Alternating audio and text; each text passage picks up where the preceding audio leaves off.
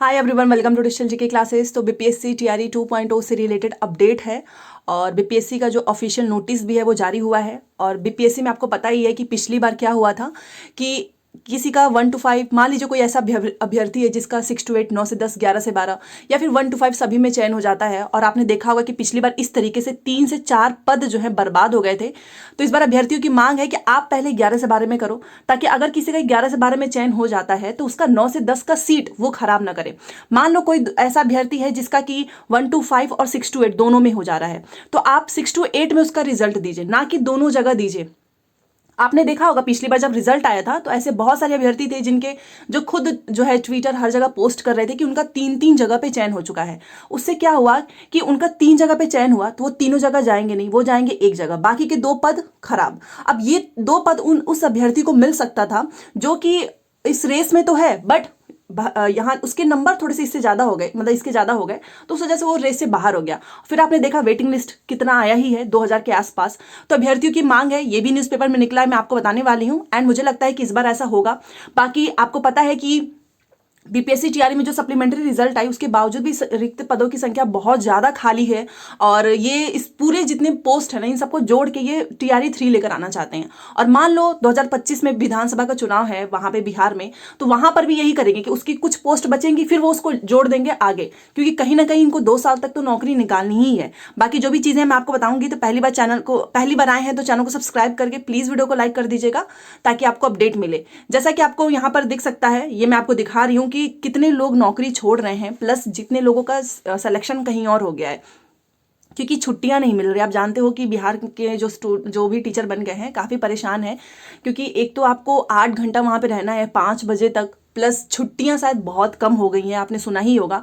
और योगदान के बाद जिले के, ये अभी का लेटेस्ट न्यूज है, इसके पहले तो हर दिन छोड़ ही रहे हैं। ये कल का मतलब इंफॉर्मेशन आया है कि योगदान के बाद जिले के 150 ऐसे शिक्षक हैं जो कि छोड़ चुके हैं। 4100 शिक्षकों ने 4100 शिक्षकों ने दिया था योगदान जिले में। आप यहाँ पर देख सकते हो 750 शिक्षकों ने योगदान ही नहीं दिया।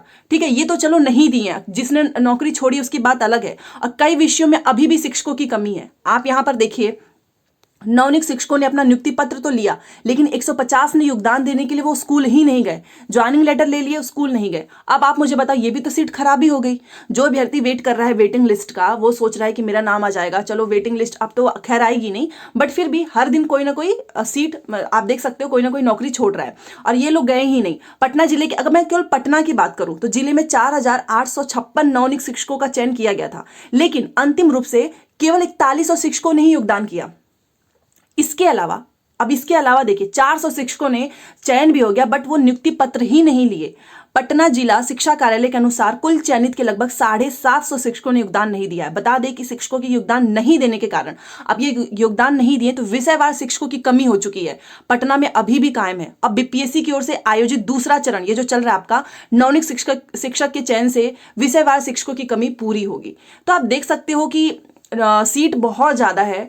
और अगर ये लोग वेटिंग लिस्ट निकाले होते तो मुझे ऐसा लगता है कि 4000 भी अगर ये निकाल दिए होते पूरा, चलो 4 नहीं तो कम से कम आप जितना खाली उसके हिसाब से एक अनुमान लगाकर निकालते, तो एटलीस्ट कुछ अभ्यर्थियों का तो भलाई हो जाता, उनको नौकरी मिल जाती। अब शिक्षक ही नहीं है, सोचिए, विषयवार शिक्षकों की कमी हो चुकी है, जिसको ये भरेंगे टीआरई 2 से। तो चलो देख लेते हैं। बाकी ये कल रात में आपको पता है नोटिस आई है, और ये मैं आपको बताना चाहूंगी, जितने लोग भी अभी तक नहीं मिला है, याद रखिए 6 to 8 का गणित विज्ञान, सामाजिक विज्ञान और हिंदी अंग्रेजी हिंदी संस्कृत, इन सभी का जो आंसर की है आप श्रृंखला ए से मिला सकते हो, और 16 से आयोग की वेबसाइट पर उपलब्ध रहेगा। और जितने भी कैंडिडेट्स हैं आप सब प्लीज मिला लेना, इससे आपको एक आइडिया लगेगा कि आपके कितने मार्क्स बन रहे हैं। और अगर आपको लगता है कि यस इस आंसर पे मार्क्स मिलना चाहिए, तो आप चैलेंज कर सकते हो यूजर नेम पासवर्ड से लॉगिन करते हुए। 19 से 20 के बीच में आप आपत्ति दर्ज करा सकते हैं। एक चीज और याद रखना, डैशबोर्ड के माध्यम से द्वितीय औपबंधिक उत्तर पर, ये द्वितीय है, सेकंड आंसर की है, याद रखना, क्योंकि इसके पहले तो आपने मिलाया ही है।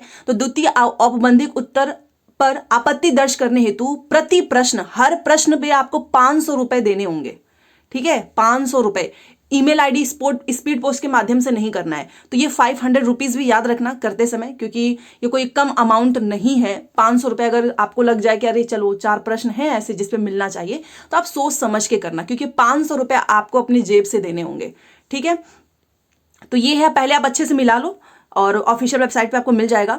बाकी ये भी कल आया था, ये भी आप देख लीजिए। 11 से 12 का जो अलग अलग विषय है जो आपका एग्जाम हुआ था 15 को एकल पाली में, इसका भी आप श्रृंखला ए से मैच करा सकते हो और 16 से मतलब ये वेबसाइट पे है।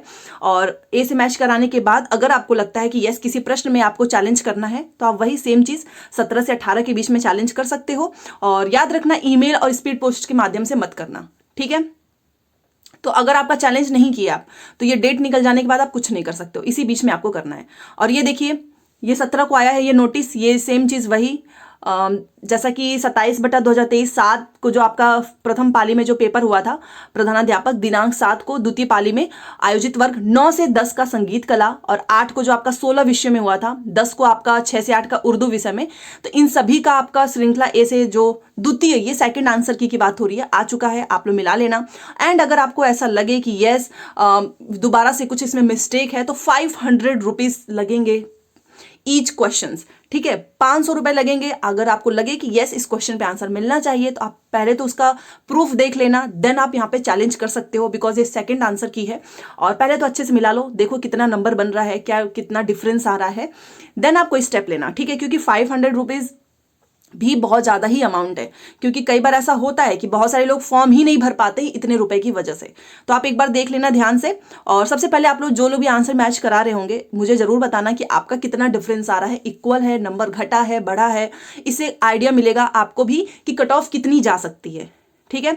और यहां पर आप देख सकते हो कि आपने देखा होगा कि 144 धारा लागू कर दिया गया है। बीपीएससी के 100 मीटर तक आप कोई भी जुलूस, कोई भी धरना प्रदर्शन नहीं कर सकते हो। और ये ऐसा इसलिए किया गया है ताकि कोई बाधा ना आए। बट अभ्यर्थियों की डिमांड है कि आप इस बहाली में एटलीस्ट एक अभ्यर्थी का एक सीट पर रिजल्ट जारी करें, क्योंकि पिछली बार आप लोगों की ही वजह से बहुत सारे ऐसे पोस्ट हैं जो खराब हो गए, साथ में आपने वेटिंग लिस्ट भी नहीं दिया। और यस होना चाहिए। देखो अभ्यर्थियों की मांग है कि आप पहले 11 से 12 का करवाइए, सभी का साथ में मत कराओ। 11 से 12 में जिसका हो जा रहा है बाकी का उनका जगह जो रिजल्ट आ रहा है ना, मान लो किसी ने 3-3 जगह भरा तो आप उनका रिजल्ट वहां पे मत दो, वहां पे किसी दूसरे अभ्यर्थी का दो जो कि जिसका होना चाहिए। क्योंकि मान लो किसी का 4 जगह पे हो जा रहा है तो वो एक जगह पे जाएगा, 3 पोस्ट तो खराब हो जाएगा। तो ये ट्विटर पे हर जगह पे अतुल प्रसाद जी को टैग करके जो है अभ्यर्थियों की मांग जो है जारी है। और होना भी चाहिए कि शिक्षक बहाली में एक अभ्यर्थी का एक सीट पर रिजल्ट जारी होना चाहिए। और अगर ऐसा होता है तो आप सभी के लिए फायदा ही होगा, क्योंकि अभ्यर्थी द्वारा मांग है कि आप वरीयता के अनुसार रिजल्ट जारी होने से भरे जा सकेंगे सभी सीट। इस तरीके से बहाना भी नहीं होगा कि हम वेटिंग लिस्ट देंगे नहीं देंगे। प्रारंभिक युवा शिक्षक संघ के प्रदेश अध्यक्ष दीपांकर गौरव ने बीपीएससी अध्यक्ष अतुल प्रसाद को पत्र लिखकर एक अभ्यर्थी का एक ही पद पर रिजल्ट जारी करने की मांग की है। दीपांकर ने कहा कि बीपीएससी जो है 1,22,000 सीटों पर शिक्षक बहाली की परीक्षा शुक्रवार को ही समाप्त हो गया।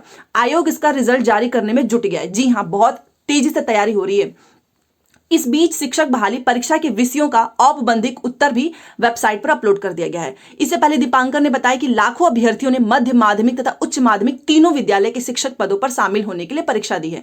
आप जानते हैं मान लो कोई बीएड का कैंडिडेट है, वो 6 to 8 में भी भरा होगा, 9 से 10, 11 से 12 में भी। अगर उसके पास पीजी हो, मान लो उसका चयन हो जाता है 11 से 12 में, तो बाकी तो 6 to 8 वो तो वहां नहीं जाएगा। तो वही बात है। तो ऐसी परिस्थिति में एक ही अभ्यर्थी का चयन एक साथ तीनों सीटों पर हो जाएगा। ऑब्वियस सी बात है कि वो तीनों जगह भरा होगा तो उसका तीनों सीटें पे हो जाएगा, जिससे दूसरे अभ्यर्थियों को उक्त सीटों पर बहाली में शामिल होने का मौका नहीं मिलेगा।